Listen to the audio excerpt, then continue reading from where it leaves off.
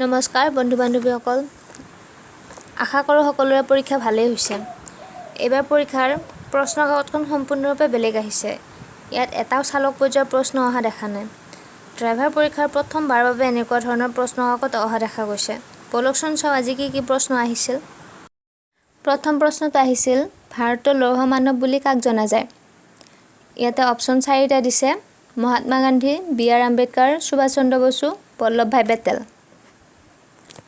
ইয়াৰে শুদ্ধ উত্তৰটো হ'ব বল্লভ ভাই পেটেল।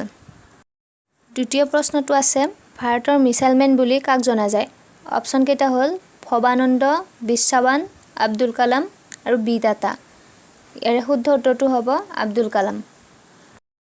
এইবাৰ তৃতীয় নম্বৰ প্ৰশ্নটো আহিছিল, কম্পিউটাৰ ষ্ট'ৰেজৰ সৰ্ববৃহৎ একক কোনটো? অপশ্যন কেইটা হ'ল GB, MB, TB আৰু KB। শুদ্ধ উত্তৰটো হ'ব TB। 4 নম্বৰ প্ৰশ্নটো আহিছিল, গছৰ খুৰঙাত বাঁহ সজা চৰাইবিধৰ নাম কি? অপশ্যন কেইটা হ'ল ধনেশ, শগুন, বগলী, ঈগল।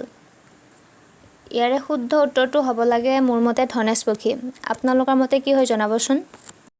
5 নম্বৰ প্ৰশ্নটো আহিছে, ৰাজতৰংগিনীৰ ৰচক কোন? অপশ্যন কেইটা হ'ল শূদ্ৰক, বাণভট্ট, জয়দেৱ আৰু কলহন। ইয়াৰে শুদ্ধ উত্তৰটো হ'ব লাগে কলহন। 6 নম্বৰ প্ৰশ্নটো আহিছিল, মহাকাশত অৱস্থিত দূৰবীন যন্ত্ৰটোৰ নাম কি? ইয়াতে 4টা অপশ্যন দিয়া আছে। আপোনালোকে কোনটো লিখিছে কমেণ্ট কৰি জনাবচোন। 7 নম্বৰ প্ৰশ্নটো আহিছিল, শৰাইঘাটৰ ৰণ লাচিত বৰফুকন আৰু কাৰ মাজত হৈছিল? ইয়াৰে অপশ্যন কেইটা হ'ল মীৰ জুমলা, ৰামসিংহ, তুৰ্বাক, বখতিয়াৰ খিলজী। ইয়াৰে শুদ্ধ উত্তৰটো হ'ব ৰামসিংহ।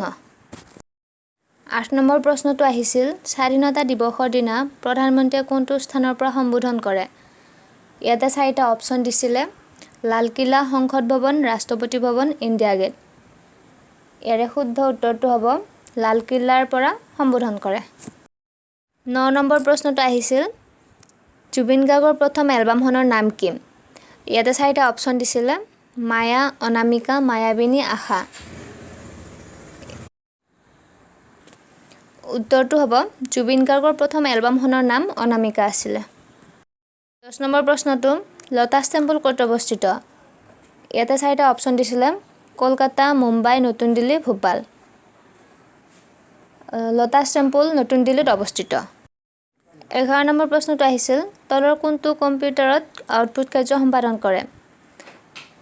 4টা অপশ্যন দিছিলে, মাউচ, মাইক্ৰফোন, স্পীকাৰ, কীবৰ্ড। ইয়াৰে শুদ্ধ উত্তৰটো মোৰ মতে স্পীকাৰ হ'ব লাগে। আপোনালোকৰ মতে কি লিখিছে জনাবচোন। 12 নম্বৰ প্ৰশ্নটো আহিছিল, কোনখন পৰ্বতমালা আটাইতকৈ পুৰণি পৰ্বতমালা? ইয়াতে 4টা অপশ্যন দিছিলে, পীৰ পাঞ্জাল, আৰাবালি, বিন্ধা আৰু পশ্চিম ঘাট। ইয়াৰে শুদ্ধ উত্তৰটো হ'ল আৰাবালি। 13 নম্বৰ প্ৰশ্নটো, টুচু পূজা কোন জনগোষ্ঠীৰ লোকে পালন কৰে?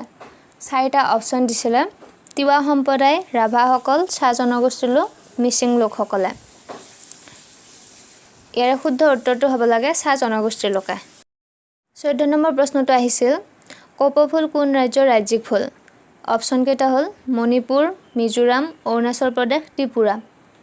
কপৌ ফুল অৰুণাচল প্ৰদেশৰ ৰাজ্যিক ফুল হ'ব লাগে। 15 নম্বৰ প্ৰশ্নটো আহিছিল, ভাৰতৰ দক্ষিণত থকা নদীখনৰ নাম কি? 4টা অপশ্যন দিছিলে, অপশ্যন কেইটা হ'ল গোদাবৰী, মহানদী, কাবেৰী, নৰ্মদা। শুদ্ধ উত্তৰটো হ'ব লাগে কাবেৰী, কিন্তু কিছুমানে গোদাবৰী বুলিও কয়। আপোনালোকে কোনটো লিখিছে কমেণ্ট কৰি জনাবচোন। 16 নম্বৰ প্ৰশ্নটো আহিছিল, মেনিলা কোন দেশৰ ৰাজধানীৰ নাম? Jordan, Spain, Philippines, Algeria. Manila Philippines দেশৰ ৰাজধানীৰ নাম। মেথছৰ কুৱেশ্যনবিলাক এনেকুৱা ধৰণৰ আহিছিলে, 6জন মানুহে এটা কাম 90 দিনত কৰিব পাৰে। 10 দিন পিছত 4জন মানুহে সেই কামটোত আহি যোগ দিলে। বাকী থকা কামখিনি কিমান দিনত সম্পূৰ্ণ কৰিব পাৰিব? উত্তৰটো আপোনালোকে কমেণ্ট কৰি জনাবচোন কি লিখিছে। 5ডাল নলীয়ে 80 মিনিটত এটা টেংকি সম্পূৰ্ণকৈ ভৰাব পাৰে। 8ডাল নলী সংযোগ কৰিলে কিমান সময়ত টেংকিটো সম্পূৰ্ণভাৱে ভৰাবলৈ পাৰিব? পিছৰ মেথছ 19 নম্বৰটো এনেধৰণৰ আহিছিল, 20 নম্বৰটো হ'ল কোনো এটা বস্তু 20% কম দৰত কিনি আনি 20% বেছি দৰত বিক্ৰী কৰিলে উক্ত প্ৰক্ৰিয়াটোত কিমান শতাংশ লাভ বা লোকচান হ'ল। এইকেইটা মেথছৰ উত্তৰকেইটা আপোনালোকে কমেণ্ট কৰি জনাবচোন।